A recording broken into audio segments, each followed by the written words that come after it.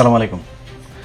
শুরুতেই বাংলাদেশের বিএনপি, জামাত, সাধারণ মানুষ, এমনকি আওয়ামী লীগও সবার কাছে মাপ চাই যে এই ইউনূস যখন তার ক্ষমতায় আসে তারপরে মনে করেছিলাম যে শেষ বয়সে অন্তত বাংলাদেশের জন্য কিছু একটা করে যাবে, যেহেতু তার বিরুদ্ধে শেখ হাসিনা ছিল, সে শেখ হাসিনার বিরুদ্ধে করেছে, নির্যাতিত।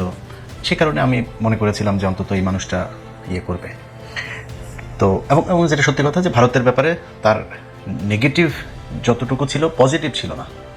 নেগেটিভের ব্যাপারে অনেক কোশ্চেন আছে। আগের সরকারের চাইতে বেশি পরিমাণে ইলিশ পাঠানো, সে আদানির সেই চুক্তি রাখা, তারপরে ভারতের কাছ থেকে তেল পেঁয়াজ এই হাবিজাবি চাল যা যা আছে, আলু যা যা আছে, এগুলো সব কিছু কন্টিনিউ করা, তাদের ট্রানজিট কন্টিনিউ রাখা, তাদেরকে বন্দর ব্যবহার করতে দেওয়া। তারপরে গ্রামীণ যেটা ফোন সেইখানেও ইউনূস সেই ইন্ডিয়ান লোকজনই রেখে গিয়েছে, কোনো সমস্যা হয়নি। ও একদম নখ থেকে মাথা পর্যন্ত ওকে যারা যারা চেনে, এরকম বেশ কয়েকজনের সাথে কথা হয়েছে, প্রচণ্ড স্বার্থপর একটা মানুষ। ওর সাথে স্কুলে পড়াশোনা করতো, এরকম একজনে বলেছে ভয়ঙ্কর স্বার্থপর একটা মানুষ।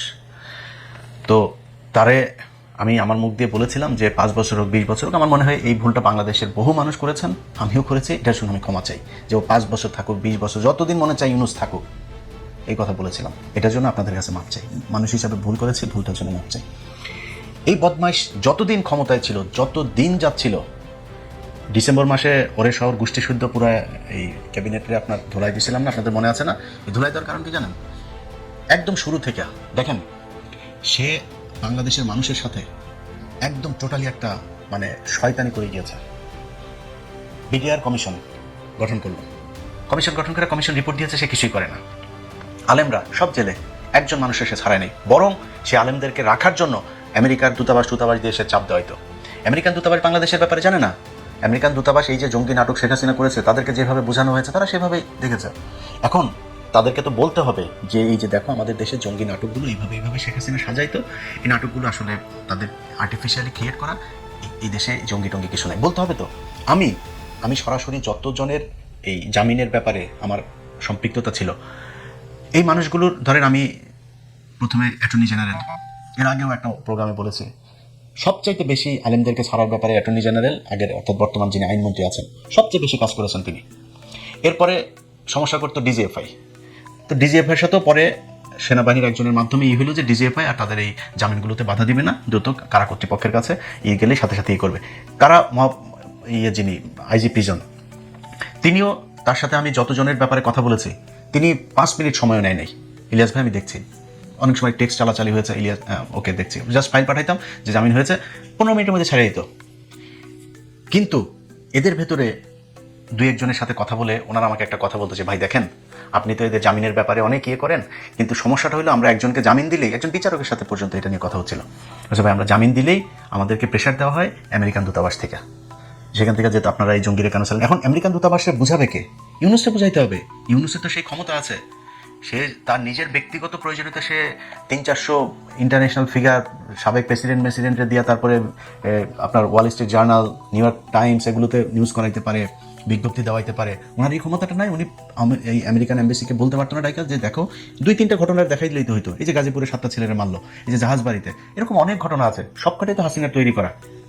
তো বলতে পারতো যে ভাই এইখানে এই ঘটনাটা এই ছিল, শেখ হাসিনা এইভাবে এটারে বানিয়েছে, কিছু করে নাই। ওদের বহুত ঠান্ডা হয়ে আছে। কেন আছে জানেন?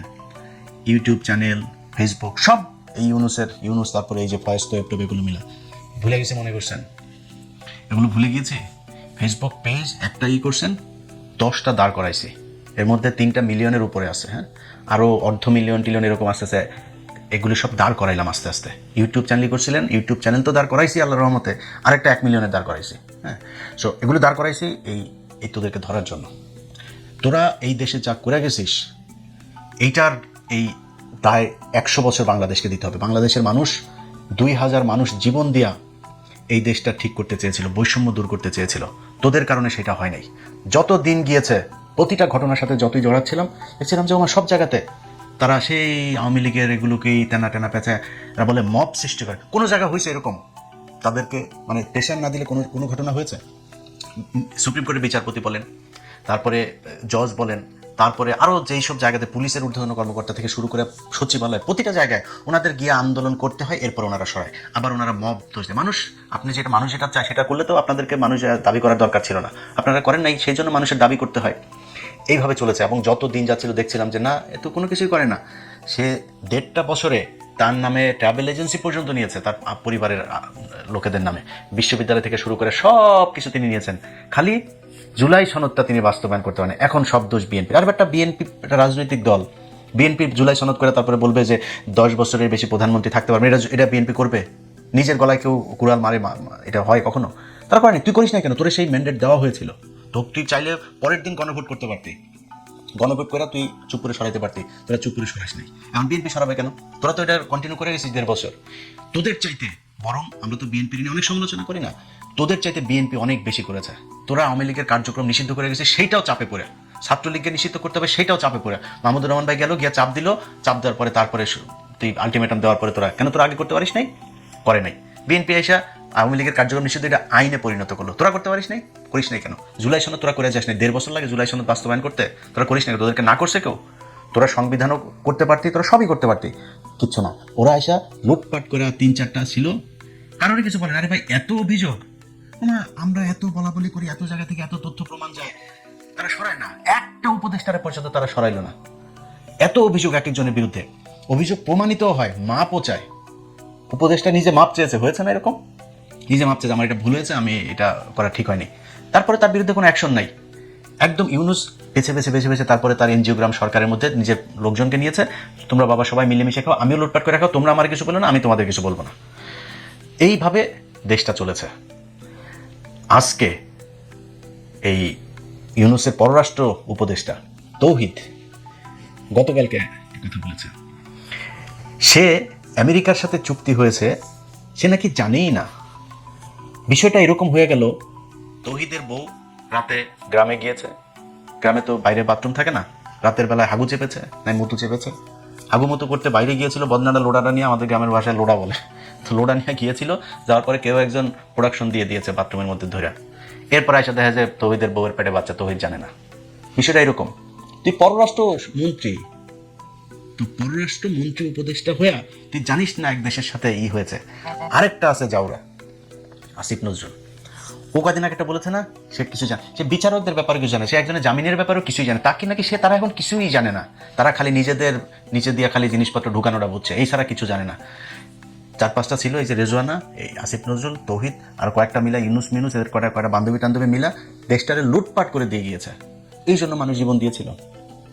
এই যে সুযোগ এই বাংলাদেশের ইতিহাসে আজ পর্যন্ত, এক শেখ মুজিব ছিল, শেখ মুজিবের মানুষ এই সুযোগটা দিয়েছিল, ওই জাউরামি করে দেওয়া, ধ্বংস করে দিয়ে গেছে, আর সেকেন্ডটা তোরা পাইছিল। এর মাঝখানে আর এত সুযোগ, এত ক্ষমতা কোনো সরকারের হাতে আসে নাই, কোনো রাজনৈতিক দল কথাই বলতে পারে নাই।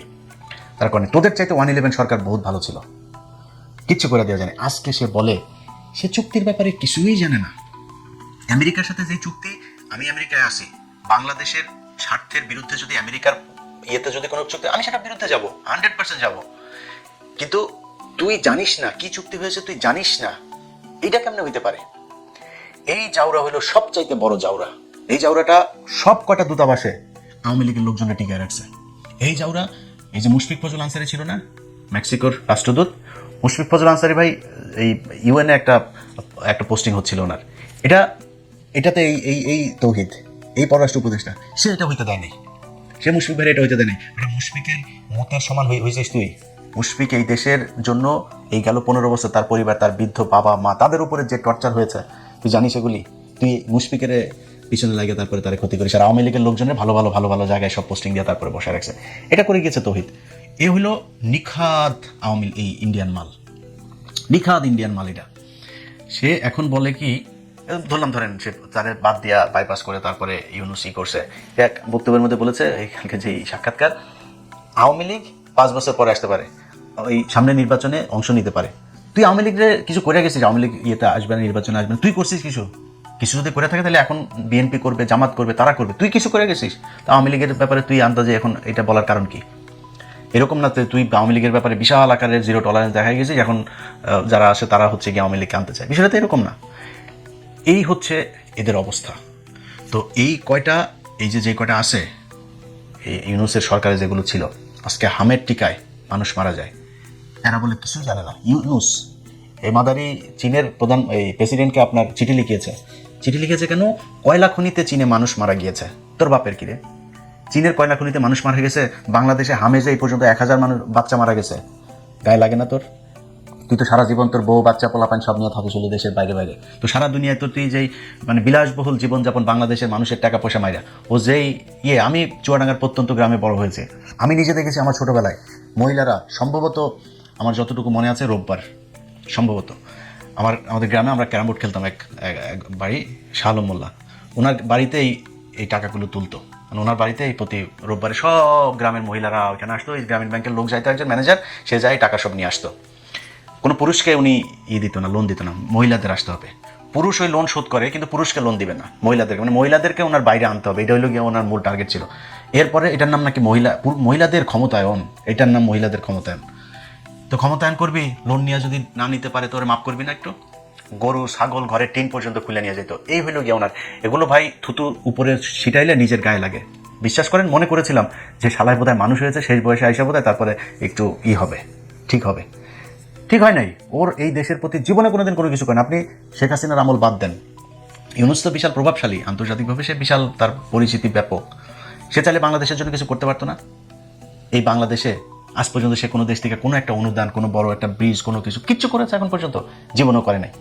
এদের সবার বিচার হওয়া দরকার। এই যে হামের টিকার গাফলতির কারণে যেই মানুষ বাচ্চাগুলো মারা গেল, একটা সন্তান পৃথিবীতে যেন কোনো বাবা মাকে যেন তার সন্তানের লাশ যেন ঘাড়ে না দেয়।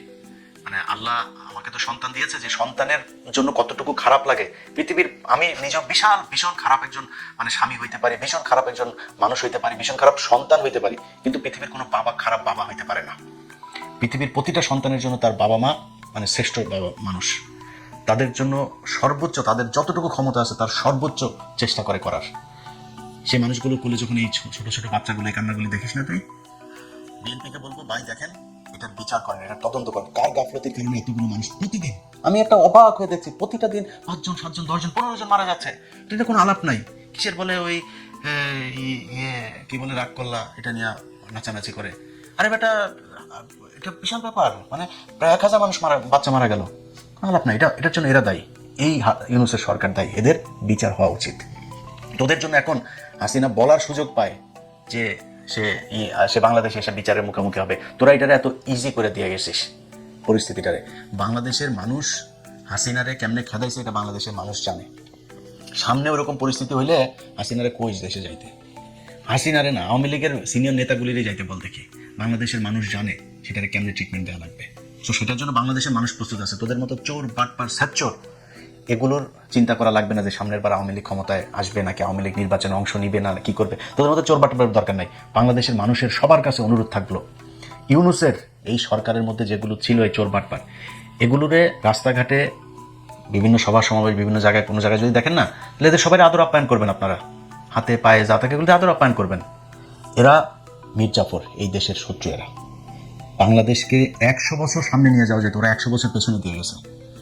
এটা শাস্তি মৃত্যুর পরে পাইতে হবে, মৃত্যুর আগেও পৃথিবীতে ওদেরকে পাইতে হবে।